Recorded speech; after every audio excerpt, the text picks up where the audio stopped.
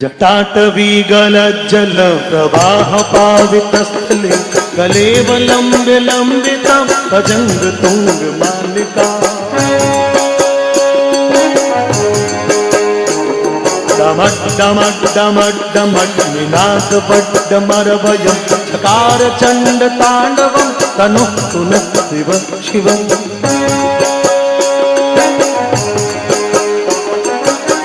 कौन है वो कहाँ से वो आया, चारों दिशाओं में है तेज सब छाया।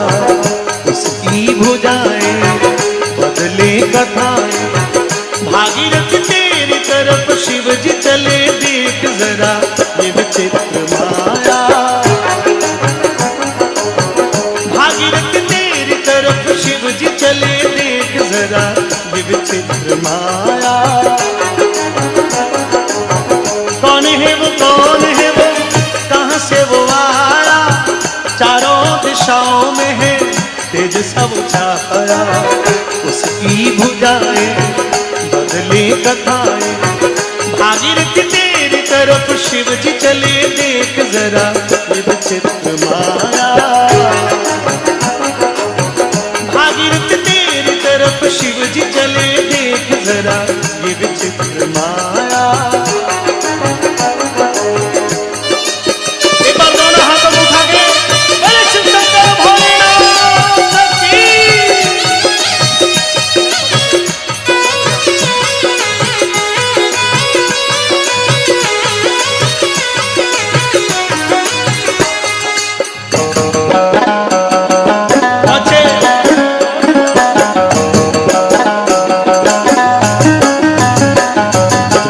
कटाह संभ्रमं रमण्यलिम्पणे झरि, विलोल वीचि वल्लरे विराजमान मूर्धनि। धगद् धगद् धगद् ज्वलल्ललाट फट्ट पावके, किशोर चंद्रशेखरे रति प्रतिक्षणं ममः। धदाधदेन्द्र नन्दिनी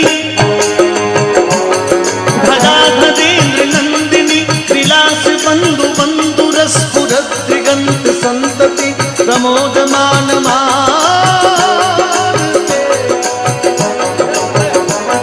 कृपा कटाक्ष तोरणी निरोध दुर्दिरापदीप चित्त दिगंबरे मनो विनोद में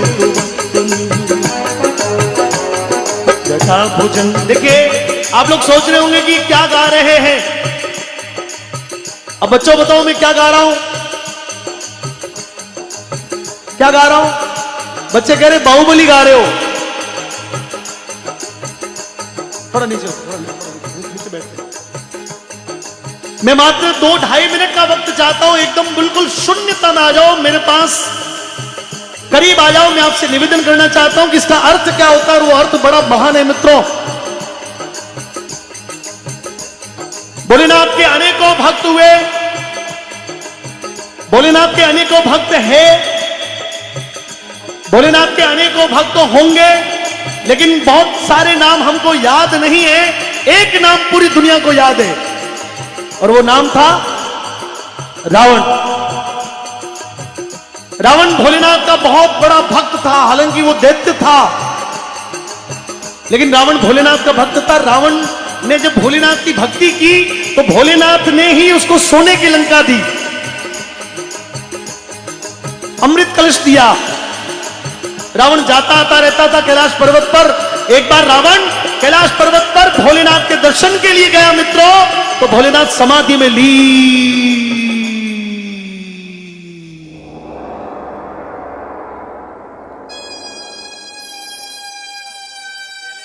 रावण हाथ जोड़ के खड़ा हो गया। भोलेनाथ समाधि में बैठे। रावण ने सोचा कि आंखें खोलेंगे, जब खोलेंगे तो मुझे देख लेंगे, मैं आशीर्वाद लेके चला जाऊंगा। अब हुआ क्या कि एक दिन पूरा बीत गया, 2 दिन, 3 दिन, 4 दिन, 5 दिन, महीनों, 2 महीना, 3 महीना, 6 महीना, साल, 2, 3 साल, 5 साल, 10 साल, और मित्रों करते करते पूरे 12 वर्ष बीत गए। अब रावण बड़ा विद्वान था, शास्त्रों का प्रकांड विद्वान था, भोलेनाथ का भक्त था। रावण सर्वगुण संपन्न व्यक्ति था, लेकिन एक अवगुण के कारण उसके सर्वगुण मिट गए और वो अहंकार रूपी जो उसका अवगुण था वो रावण को अंदर से जोड़ने लगा। दबावे फिर झकोरे, फिर अवगुण को दबावे, फिर अहंकार को दबावे, फिर। लेकिन एक दिन अहंकार उसके सारे गुणों के ऊपर आकर बैठ गया। वो भूल गया कि मैं भोलेनाथ के सामने खड़ा हूं, और जिस शिला पर, जिस पत्थर पर भोलेनाथ विराजमान है, रावण ने जाके उसी शिला को उठाने का प्रयास किया। जैसे ही शिला हिली, भोलेनाथ की समाधि टूट गई और समाधि के खुलते ही भोलेनाथ के मन में एक प्रश्न आया कि इस दुनिया में, इस चराचर जगत में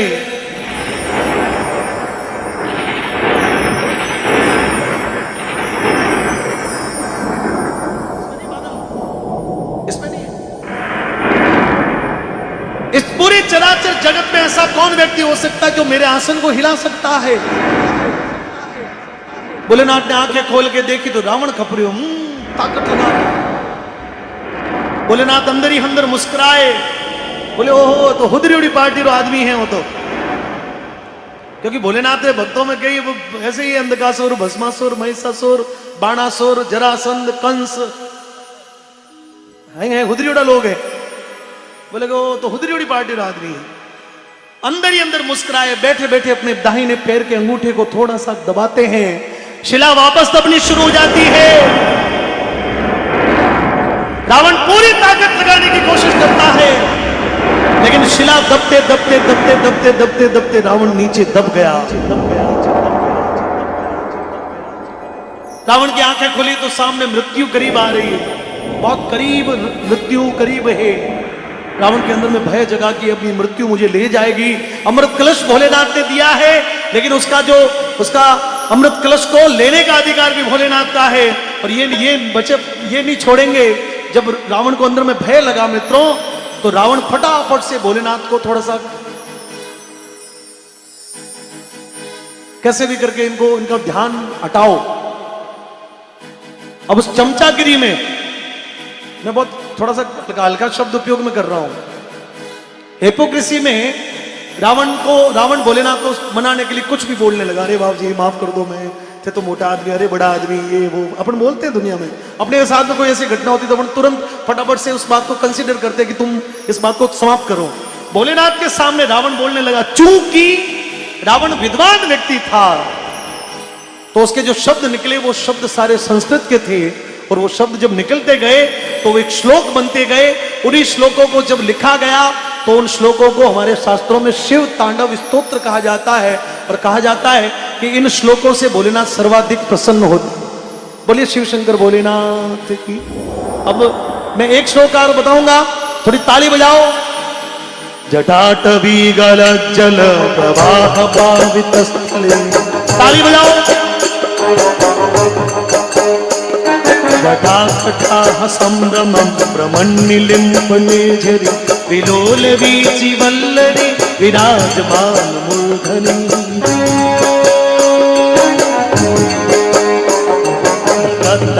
धगज्ज्वलल्ललाट पट्ट पावके किशोर चंद्रशेखरे रति प्रतिक्षणं मम।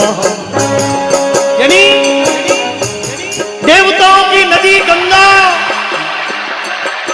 जिनकी जटाओं से तीव्र गति से भ्रमण करते हुए निकलती है, जिनकी जटाओं में चंद्रमा शोभायमान है, जिनके ललाट से धधक धधक धधक धधक कर ज्वालाएं निकल रही। अब मेरे साथ में हाथ जोड़ना मित्रों।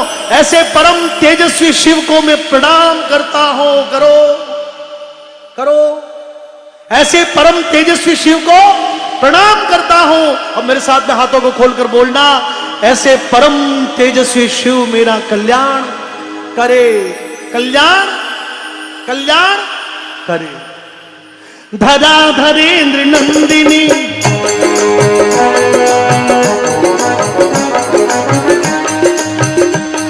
धराधरेंद्र नंदिनी विलास बंधु बंधु रस संतति प्रमोद मान मानते।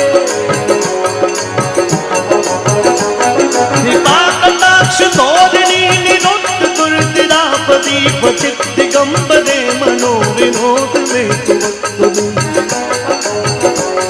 जटा भुजंग पिंगल सुरपणामणिप्रभ कदम्ब कमपमद्रव प्रलिप्त दिग्वधू मुखे मदान्ध सिन्दूरस्फुरद्वगुप्तदीय मेदुरि मनो विनोदमद्भुतं विभरतु भूतभर्तरि प्रफुल्ल नीलकूकज प्रपञ्चकालिम प्रभा लम्बिकण्ठ कन्दली रुचि बन्धकन्धरम् स्मरच्छिदं पुरच्छिदं भवच्छिदं मखच्छिदं गजच्छिदान्तकच्छिदं तमन्तकच्छिदं भजे अखर्व सर्वमङ्गलाकदम्ब मञ्जरी रसप्रवाह माधुरी विजिव्रणा वधूव्रतम्। अब आप लोग दोनों हाथों को खोलकर बोलना, कौन है वो, कौन है वो, कौन है वो, कौन है वो। इस दौर में इस बात को मोदी जी के लिए सोच के देख लो एक बार। चारों दिशाओं में है, चारों दिशाओं में है तेज सा वो छाया, उसकी भुजाएं बदले कथाएं, उसकी भुजाएं बदले कथाएं। भागीरथ तेरी तरफ शिव जी चले, देख जरा ये विचित्र माया। भागीरथ तेरी तरफ शिव जी चले, देख जरा ये विचित्र माया। भागीरथ तेरी तरफ शिव जी चले, देख जरा ये विचित्र माया। भागीरथ तेरी तरफ शिव जी चले, देख जरा ये विचित्र माया। ये विचित्र माया, ये विचित्र माया, ये विचित्र माया, ये विचित्र माया, ये विचित्र माया।